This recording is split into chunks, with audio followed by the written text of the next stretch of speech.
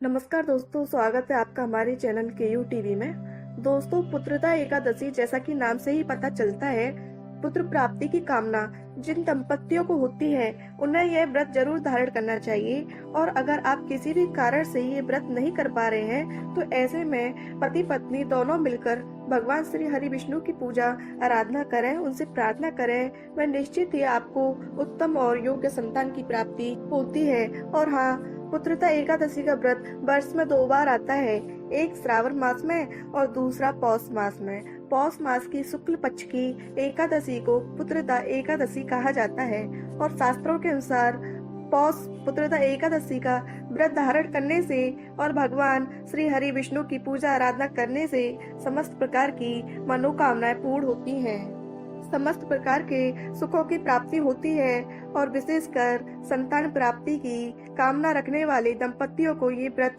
जरूर धारण करना चाहिए या बिना व्रत किए भी पूजा करनी चाहिए। तो आज के इस वीडियो में मैं आपसे बात करने वाली हूँ पौष मास की पुत्रदा एकादशी के बारे में।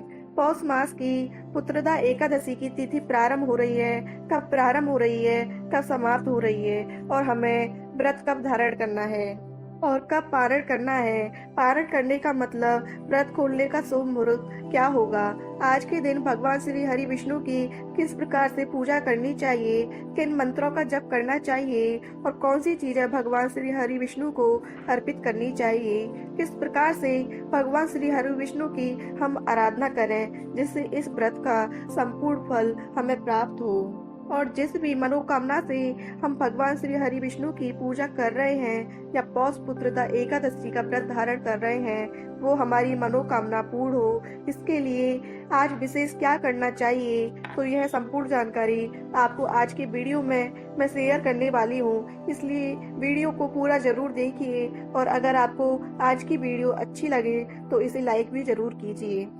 तो बात करेंगे एकादशी के शुभ मुहूर्त के बारे में, लेकिन उससे पहले जानते हैं कि अगर आप पौष पुत्रदा एकादशी का व्रत धारण करना चाहते हैं तो पुत्रदा एकादशी व्रत के नियम और पूजा विधि क्या होती है। देखिए, अगर आप पौष पुत्रदा एकादशी का व्रत धारण करना चाहते हैं तो नियम आपको 10वीं तिथि के दिन से ही पालन करना होगा। जैसे कि 10वीं तिथि के दिन आपको सात्विक भोजन लेना चाहिए, बिल्कुल भी मांस, मदिरा, लहसुन, प्याज इत्यादि का सेवन 10वीं तिथि के दिन नहीं करना चाहिए। इसके साथ ही मसूर की दाल, टमाटर इत्यादि चीजें भी 10वीं तिथि के दिन ग्रहण नहीं करनी चाहिए।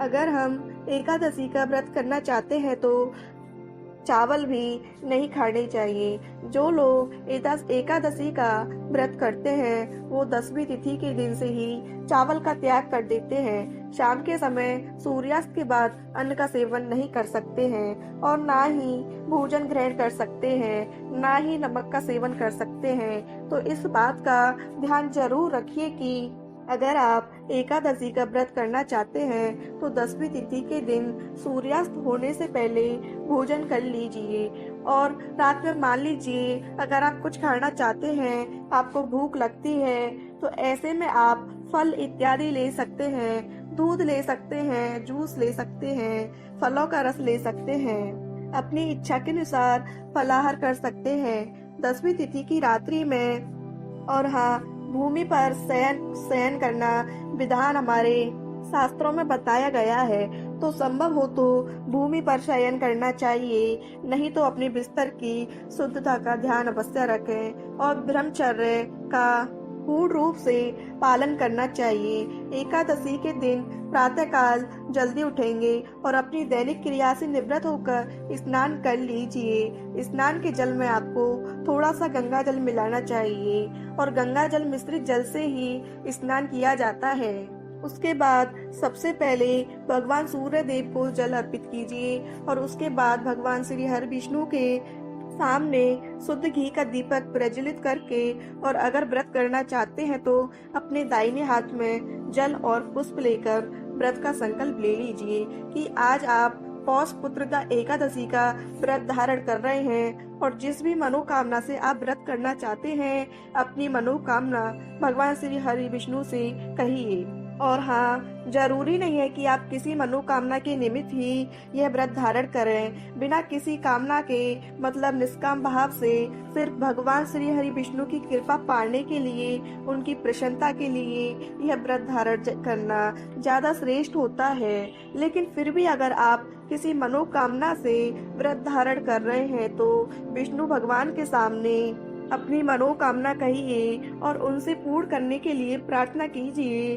और व्रत में पूजा पाठ में किसी भी प्रकार की जाने अनजाने में कोई भूल हो जाती है तो उसके लिए क्षमा प्रार्थना कर लीजिए। इसके बाद आपका व्रत आरंभ हो जाता है। इसके बाद विधि विधान से आप भगवान श्री हरि विष्णु की पूजा करेंगे, उन्हें स्नान कराएंगे मतलब अभिषेक कराएंगे। पंचामृत से या फिर कच्चे दूध से या शुद्ध जल से, जो भी आपके पास उपलब्ध हो। इसके बाद उन्हें पीले वस्त्र धारण कराएं और पीले पुष्प उन्हें अर्पित करें।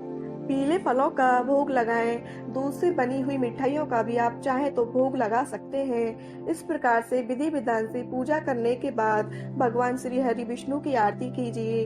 अब दिन में आपको व्रत रहना है तो आप फलाहार के द्वारा ही व्रत धारण कर सकते हैं, जैसे कि फल ले सकते हैं, दूध ले सकते हैं, जूस ले सकते हैं, फलों का रस ले सकते हैं। ये पूरी तरह से आपके ऊपर निर्भर करता है। बहुत से भक्त निर्जल भी व्रत धारण करते हैं तो अपनी शारीरिक क्षमता होती है भक्तों की और अपनी इच्छा होती है। आप जिस भी प्रकार से व्रत धारण करना चाहते हैं, निर्जल या फलाहार, यह व्रत धारण कर सकते हैं। और दिन भर व्रत रहने के बाद शाम के समय फिर से भगवान श्री हरि विष्णु के सामने शुद्ध घी का दीपक प्रज्वलित करके और विधि विधान से भगवान श्री हरि विष्णु की पूजा करनी चाहिए। शाम के समय आप चाहे तो एक अखंड दीपक प्रज्वलित कर सकते हैं भगवान श्री विष्णु की प्रसन्नता के लिए। और हाँ, शास्त्रों के अनुसार अगर एकादशी की रात्रि में हम अखंड दीपक प्रज्वलित करके और भगवान श्री हरि विष्णु की पूजा आराधना करते हैं, मंत्र जप करते हैं, रात्रि जागरण करते हैं तो इससे इस व्रत का संपूर्ण फल हमें प्राप्त होता है और जीवन के समस्त कार्यों में सफलता की प्राप्ति होती है, मन वांछित फल की प्राप्ति होती है। और एकादशी की रात्रि में जागरण का विशेष महत्व होता है। तो जितने भी समय आपसे जागरण हो सके, मतलब जितना भी समय आप जाग सकते हैं, भगवान हरि विष्णु के सामने बैठकर शुद्ध घी का दीपक प्रज्वलित करके उनके मंत्रों का नाम का स्मरण करके आप मनोवांछित फल पा सकते हैं। और एकादशी व्रत का पारण अगले दिन किया जाता है तो प्रातःकाल जल्दी उठ जाइए और स्नान आदि से निवृत्त होकर भगवान सूर्य देव को जल अर्पित कीजिए।